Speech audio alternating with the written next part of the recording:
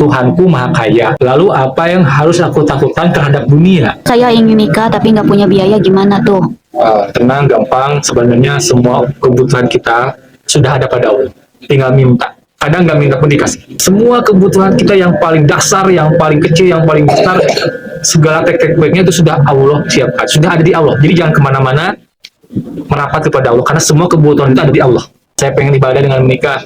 Tolong mudahkan, tolong berikan kesempatan, tolong gampangkan rezekinya. Insya Allah ketika kita berdoa untuk kebaikan, Allah nggak akan menyanyiakan, nggak akan menyulitkan. Yasir wala tu'asir. Tapi kita harus istiqomah, ikhlas, istiqomah, khusyuk, dan sabar ketika menanti doa. Yakinlah kapanpun Allah memberikan itu yang terbaik. Jadi jangan terburu-buru. Silahkan berkeinginan, termasuk ingin menikah, silahkan. Kan gratis. Kita bermimpi itu gratis. Tinggal kita sekarang mau minta, nggak mau menjemput, nggak. Dan hilangkan keyakinan dalam hati, hilangkan keyakinan bahwa nikah itu susah, nikah itu sulit, harus ada ini, harus ada enggak. Itu ngerusak yang namanya mental block.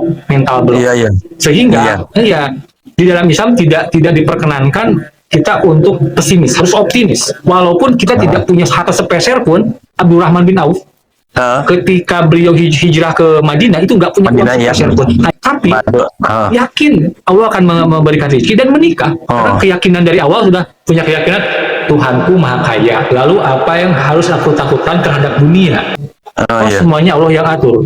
Tuhanku Maha Kaya, tidak pernah kekurangan. Jadi kita sedang dekat dengan yang maha tidak kekurangan, yang maha segalanya, yang maha kaya, yang maha segalanya, kuasa, adidaya, maha perkasa.